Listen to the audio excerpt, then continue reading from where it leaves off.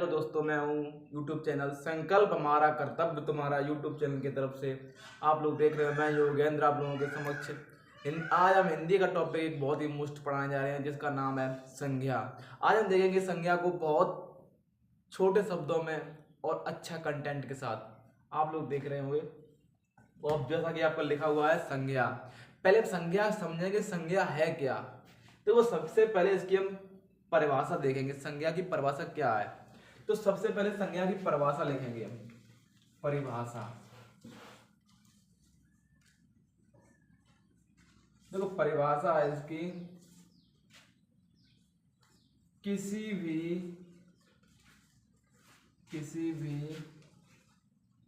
व्यक्ति वस्तु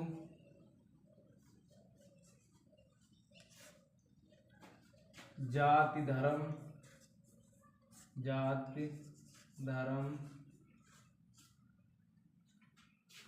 या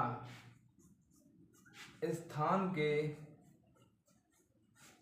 नाम को हम संज्ञा कहते हैं। संज्ञा कहते हैं। तो ये होगी जो है संज्ञा की परिभाषा। किसी भी व्यक्ति वस्तु जाति धर्म या स्थान के नाम को हम संज्ञा कहते हैं। अब देखेंगे हम, ये तो तुम्हारी हो गई है संज्ञा की परिभाषा। अब देखेंगे संज्ञा के प्रकार। तो संज्ञा के भेद, संज्ञा के 5 भेद हैं, जिसमें से हम आप लोगों को लिख के दिखाएंगे संज्ञा के भेद। अब यहीं पे ऐड डालेंगे हम संज्ञा के भेद कह लो या प्रकार कह लो, एक ही बात। संज्ञा के भेद, तो संज्ञा के भेद, संज्ञा के भेद 5 है। सबसे पहले है तुम्हारा व्यक्तिवाचक संज्ञा।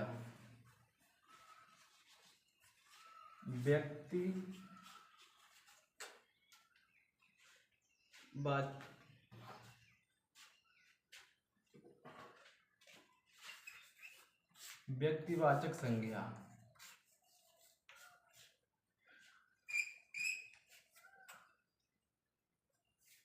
अब देखेंगे इसकी हेडिंग पहले, इसकी परिभाषा क्या है।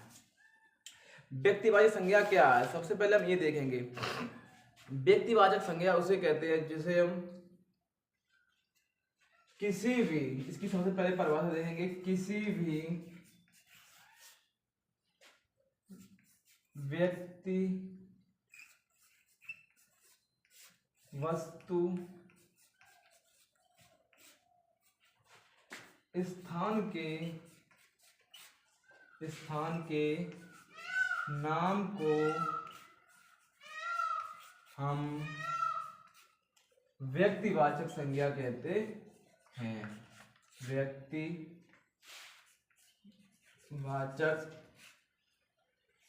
संज्ञा कहते हैं। किसी व्यक्ति वस्तु स्थान के नाम को हम संज्ञा कहते हैं, व्यक्तिवाचक संज्ञा कहते हैं। अब इसके उदाहरण देखेंगे हम।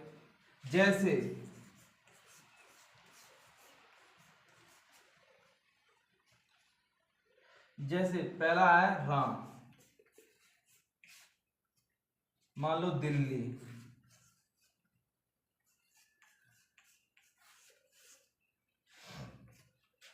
सोहन,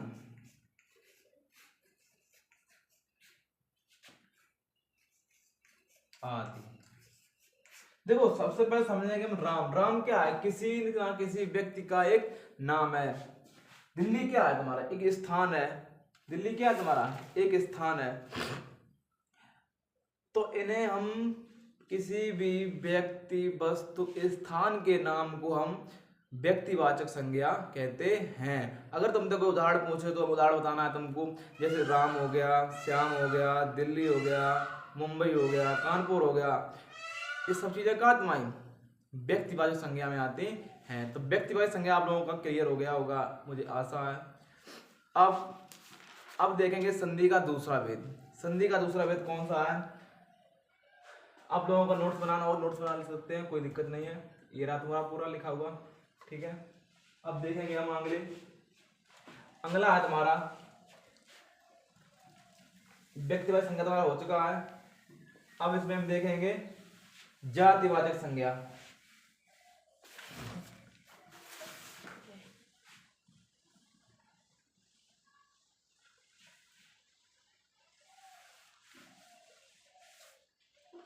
अब देखेंगे इसमें हम जातिवाचक संज्ञा। दूसरा है तुम्हारा जातिवाचक संज्ञा।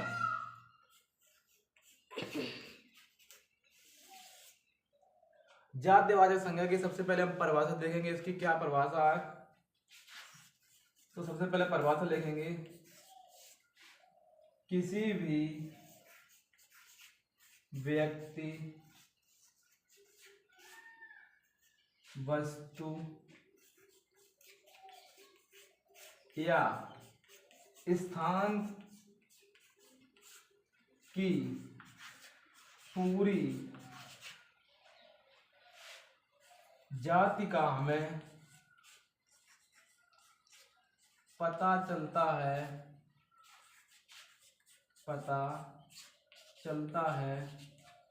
उसे हम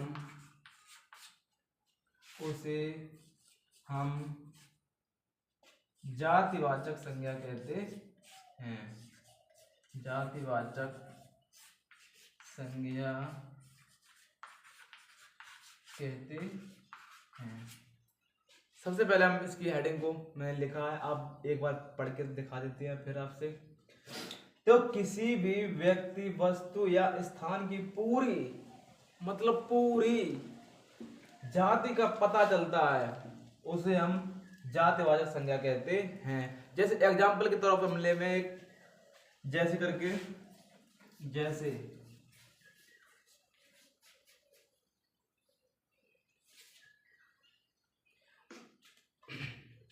ले ले हम गाय।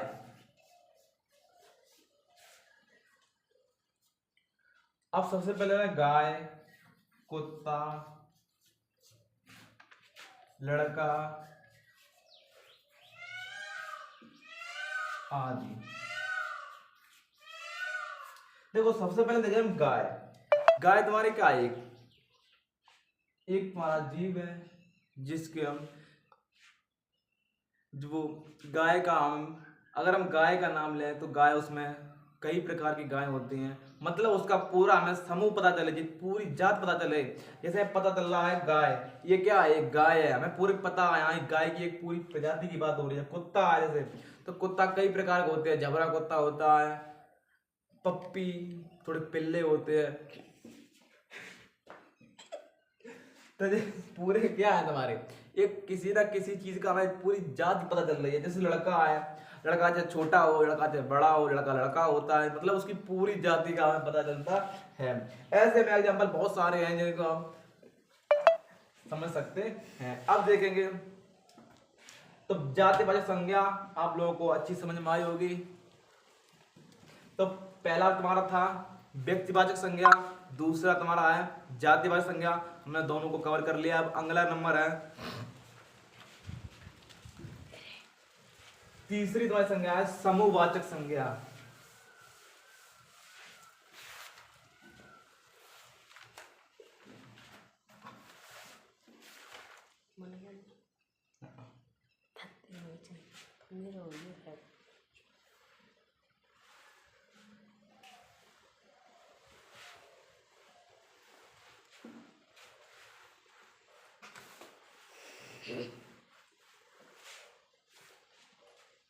तीसरा है तुम्हारा समूहवाचक संज्ञा।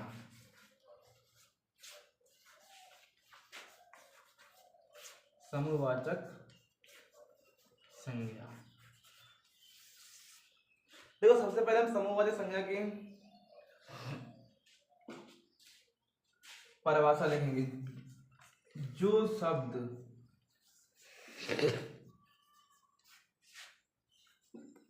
किसी के समूह की तरफ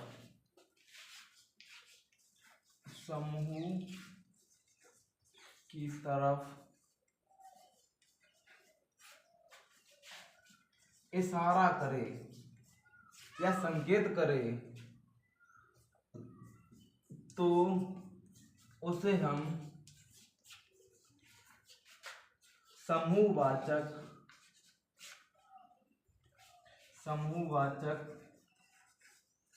संज्ञा कहते हैं। सबसे पहले देखो, समूहवाचक संज्ञा की हम परिभाषा को एक बार फिर से रिपीट करते हैं। जो शब्द किसी के समूह की तरफ इशारा करे, समूह की तरफ इशारा करे, करे नहीं लिखा हमने, इशारा करे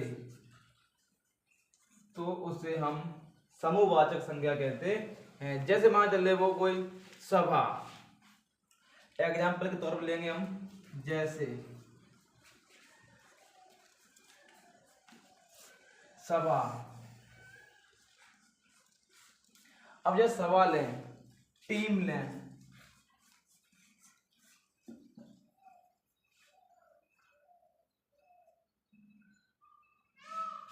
जैसे टीम लें, सभा लें, ये सब तुम्हारी क्या है, कमेटी लें, बहुत सी चीजें हैं ऐसे आदि। ये सभा मान लो, सभा एक लोगों से मिलकर सभा तो बड़ी बनती है। सभा मिलती है लगभग बहुत लोग इकट्ठे हो, उसे हम क्या कहते हैं, सभा कहते हैं। अब टीम ले लो, टीम जो खिलाड़ी खेलते हैं, क्रिकेट खेलते हैं, बास्केट खेलते हैं, चिड़िया बल्ला खेलते हैं, ये एक लोग तो खेल नहीं सकता है। ये जब तक लोग सारे इकट्ठे नहीं होंगे तब तक ये खेल या कोई चीज नहीं हो सकती है। जब हमें कोई चीज जब अधिक मात्रा में लोग एकत्रित हो, कोई चीज अगर ज्यादा मात्रा में इकट्ठी हो तो उसे हम समूहवाचक संज्ञा कहते हैं। जैसे मान चलो सभा, टीम, कमेटी, मतलब बहुत सी चीजें हैं, सब ये सब तुम्हारी कम में आते हैं, ये सब तुम्हारी समूहवाचक संज्ञा में आते हैं। ऐसे बहुत सारे एग्जाम्पल हैं, आप कुछ भी ले सकते हैं। तो समूहवाचक संज्ञा आपको अच्छी तरह समझ में आई होगी, मुझे आशा है तुम्हें समझ में अच्छी आएगी। अब देखेंगे हम चौथी तुम्हारी क्या है,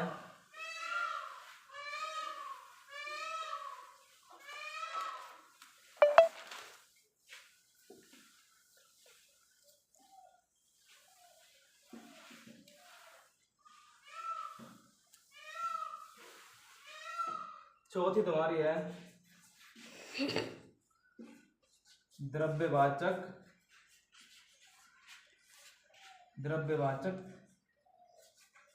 संज्ञा।